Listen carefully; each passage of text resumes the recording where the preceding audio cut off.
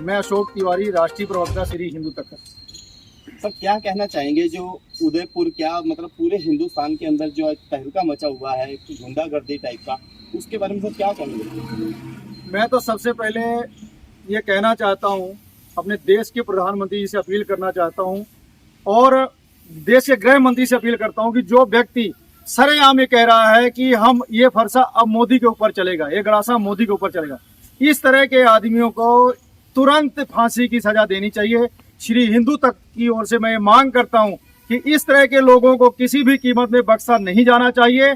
अगर प्रशासन टाइम रहते इनके ऊपर कार्रवाई नहीं करेगा तो हिंदू तक ऐसी कार्रवाई करेगा जिससे इनको संभाल पाना बहुत मुश्किल होगा।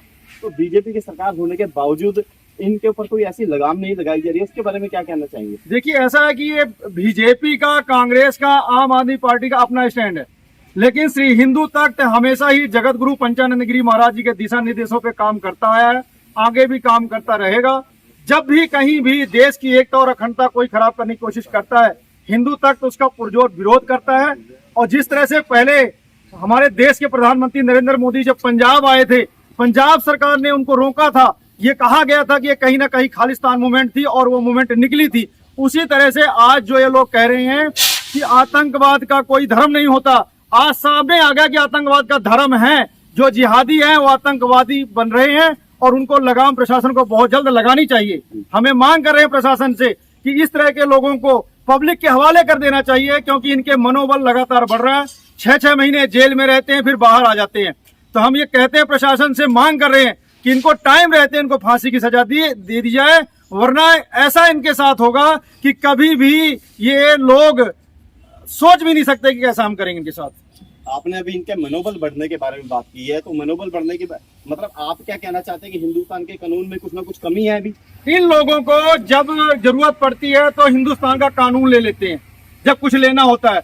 उसके बाद कभी सरिया ले लेते हैं, कभी ये कहते हैं हम संविधान को मानते नहीं है।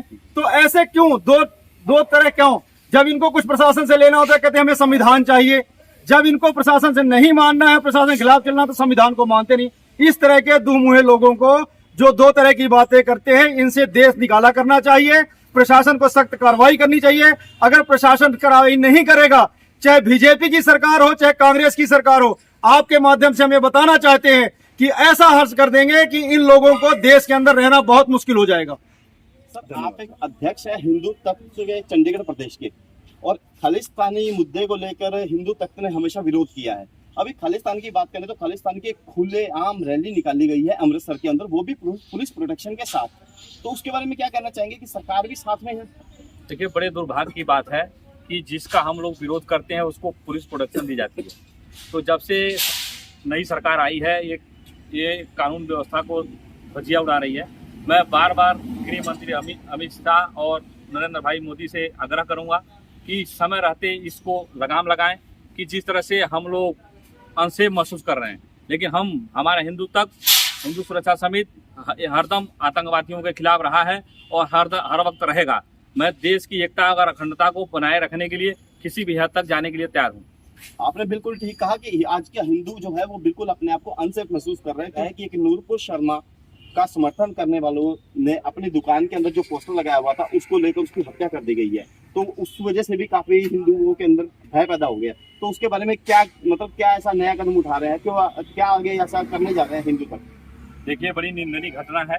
एक निहत्थे आदमी को एक बंदा आता है जो कपड़े नाप देने के चक्कर में उसके गले पे छुरा रख के मार देता है। मैं उन सभी जिहादियों को चेतावनी देना चाहता हूँ कि जिस तरह से तुम एक निहत्थे आदमी को मार रहे हो, बिना बताए एक मुखबरी करके मार रहे हो, तो उसको वहाँ की सरकार को बताना चाहता हूँ कि समय रहते अगर उसको फांसी की सजा 10-5 दिन के अंदर ट्रायल पे अगर नहीं देते हैं तो सारे हिंदुओं से मैं विनती करूंगा कि वो एक प्लेटफार्म पे आके और ऐसे जिहादियों को तड़ी पार कराएं। क्या कहना चाहेंगे आप, जो दिन बर दिन हत्याएं, दिन बर दिन अत्याचार इतना बढ़ता जा रहा है, कौन लोग है ये जिहादी हैं और इन लोगों ने पूरा एक सिस्टम बना रखा है कि हमने जिहाद पैदा करके रखना ही रखना है, और ये लोग हमेशा एक बनाई हुई रणनीति के हिसाब से काम करते हैं। इसके पीछे भी लोग हैं, ये जो फ्रंट पे आ रहे हैं ये तो छोटे मोटे मोहरे हैं, इनके पीछे बहुत बड़े लोगों का हाथ है। और हिंदू तखत इन सब चीज़ों को कभी भी बर्दाश्त नहीं करेगा।